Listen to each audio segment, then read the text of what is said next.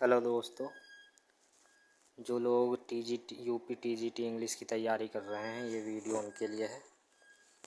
Please watch it and I explain in the definition of the sonnet.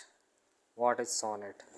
The sonnet the sonnet is a kind of lyric poetry.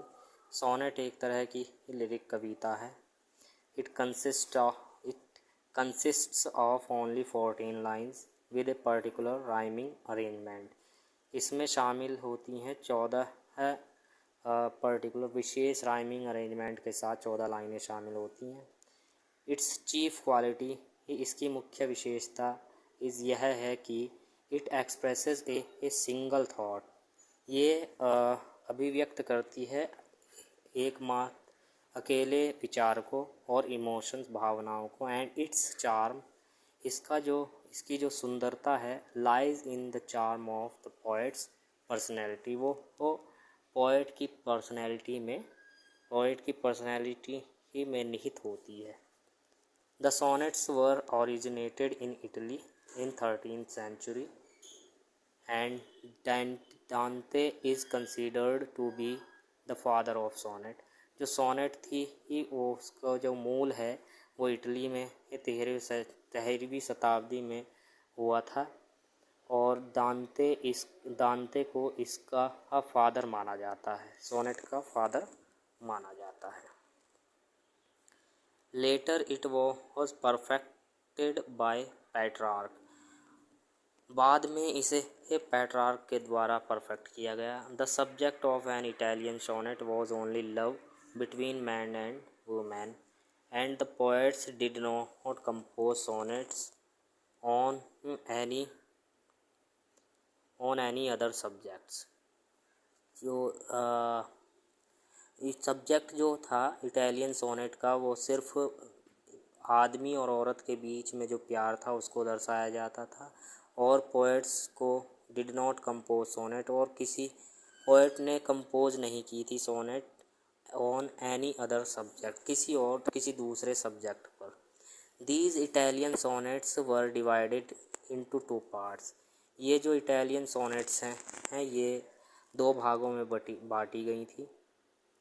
The Octave और the sestet. पहली थी Octave और दूसरी थी sestet.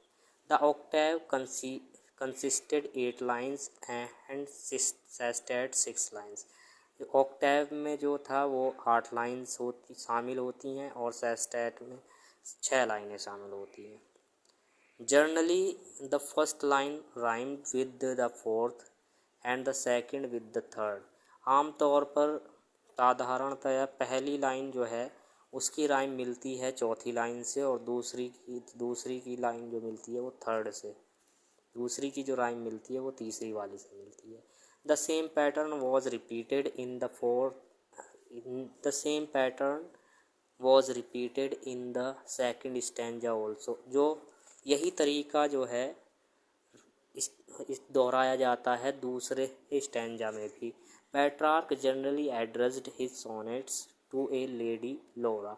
Petrarch ने हम साधारणतः अपनी सोनेट्स को एक लेडी है जिसका नाम है लोरा, उसको एड्रेस्ड की हैं, उसको संबोधित किया है। Whom he was in love with me, जिसके साथ वो प्यार में पड़ गया था। Dante addressed his sonnet to Beatrice. Dante ने संबोधित किया है अपनी सोनेट्स में बैटरीज को। This poetic form had gained greatest popularity in Italy in the 15th century। ये जो पोएटिक फॉर्म है उसने प्राप्त की है बहुत ज़्यादा प्रख्यातता, पॉपुलैरिटी हासिल की है इटली में 15वीं शताब्दी के अंदर। It started spreading in Spain. ये फैलने लगी स्पेन में और फ्रांस में। During the early 16th century from where it reached in England later during the early 16th 16वीं शताब्दी के दौरान, जहाँ से ये बाद में इंग्लैंड पहुँची।